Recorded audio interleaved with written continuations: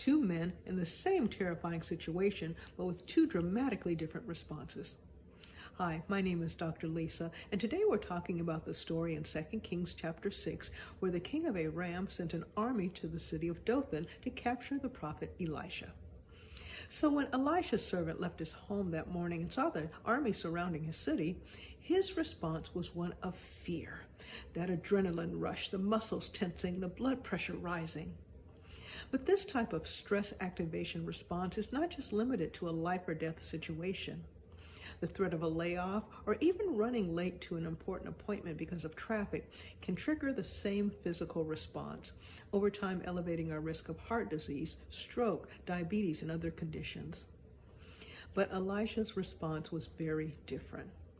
When Elisha heard the news from his servant, there's actually no indication in the scripture of Elisha, for instance, jumping up and going outside to assess the situation for himself.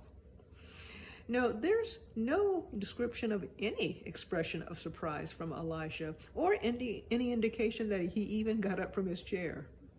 There's also no record in the scripture of Elisha questioning his servant, as in, exactly how many troops did you see outside the city? No, what the scriptures tell us is this. Elijah calmly responded, "Greater are those who are with us than those who are around us." But then again, you have to remember, Elisha is the same prophet who sat at the feet of the prophet Elijah, learning how to discern God's voice and how to move in line with his instructions. And Elisha is also the man that God used to warn the king of Israel of impending attacks from the nation of Aram, which incidentally is why the king of Aram was trying to capture the prophet Elisha. So knowing this backstory, it leads me to believe three things. That one, Elisha already knew the armies of Aram were surrounding his city. And two, Elisha also knew that God's resources, the armies of the Lord of hosts, were in place in the mountains around their city, without even getting up from his chair. And three, Elisha likely knew both of these things before his servant had even left his home for the morning.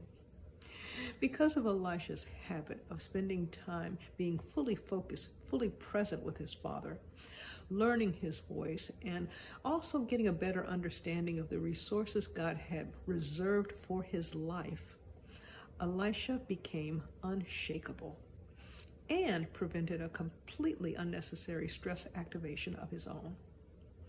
You see, we cannot fully focus on a stressful event like the servant did, and also fully focus on hearing God's instructions like Elisha did. Our human brain simply can't do both things at once. We have to make a choice. And so the question I have for you is, how much time have you spent today being fully focused, fully present with your Father, learning his voice, discerning his instructions, or maybe even his warnings for your day? Our Father knows exactly what each of us will face today, and he has set aside the resources and strategies that we will need to face it. I guarantee you that. And so I also challenge us to be completely intentional and confident in using Elisha's prayer when facing any stressful situations today. And that is, Lord, open my eyes to see the resources that you have reserved for me for this situation. Show me the strategies that you have ordained for my use. Because this is what managing stress God's way looks like. Well, I pray that you have a perfectly wonderful and unshakable day today, free of any of the unnecessary stress activation that can literally destroy our temple. And always remember, your God-given purposes deserve your best health.